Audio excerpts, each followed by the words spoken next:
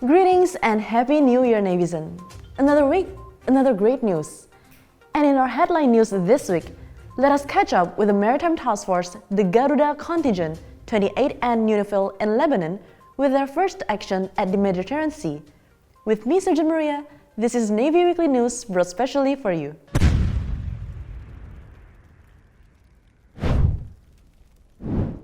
Heroic action of Indonesian Navy warship evacuated up to 100 victims of sinking ship at Mediterranean Sea.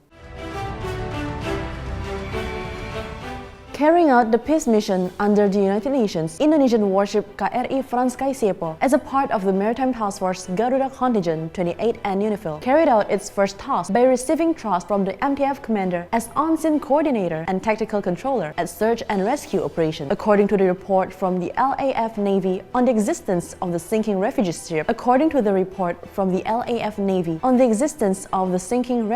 40 nautical miles away from Tripoli Beach, Commandant of KRI Franz Kaisiepo, acting as the Commandant of the Maritime Task Force Garuda Contingent 28N UNIFIL, Commander John David Nalasakti Sodak, along with the troops in the middle of the area of maritime operation, immediately went to the location of the sunken ship. When first identified, 1/3 of the yacht's body, which was loaded with 200 Syrian refugees, had sunk. Immediately, KRI Franz Kaisiepo carried out man overboard bill and unloaded 2 lifeboats to evacuate the victim. KRI Franz Kaisiepo also controlled the Greece warship SM.SANTOS 453, 2 patrol boats and 1 RHIB of the LAF Navy, as well as 1 small boat from the ICRC. Thanks to the alertness and good control of operation, 96 lives consisted of 18 men, 21 women, and 57 children, including a 29-day-old baby, were successfully rescued, despite 2 out of them were found lifeless. All the victims were then evacuated to Tripoli, Lebanon, for further handling by the UNHCR.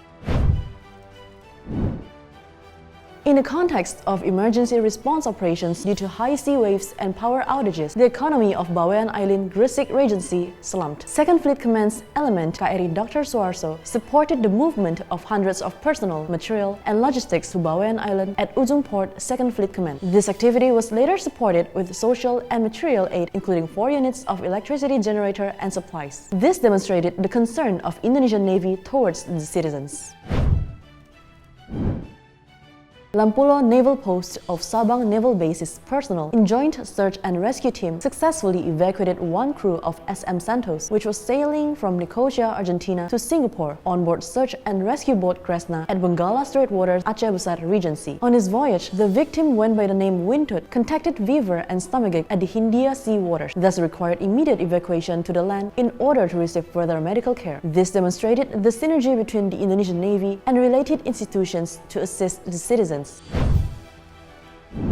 Navy women in this modern era holds important role for our country. Various achievements demonstrate that loyalty and honor are the soul for the Navy women. On its 60th anniversary, the Navy Women Corps held modest but momentous celebration, which was attended by the Chief of Indonesian Navy, Admiral Muhammad Ali, and Madam Chatra Ratnam Gadi Jalakanya Sena, Madam Vera Muhammad Ali, who symbolically cut the first tumpeng as a tradition denoting gratitude to the Almighty God. Chief of Indonesian Navy also greeted the Navy women's representatives from all units of the Navy, and even got to greet the Navy women deployed on the United Nations peace mission in Lebanon. Then it continued with the awarding for the winners of the competition held prior to the Navy women's anniversary. Meanwhile, Chief of Indonesian Navy also stated that Navy women had complex roles. Here's a couple of messages stated for this Diamond Jubilee. Ketika kebanyakan wanita memilih kantor mewah untuk bekerja, kalian menjadikan lautan luas sebagai medan pengabdian kepada negara.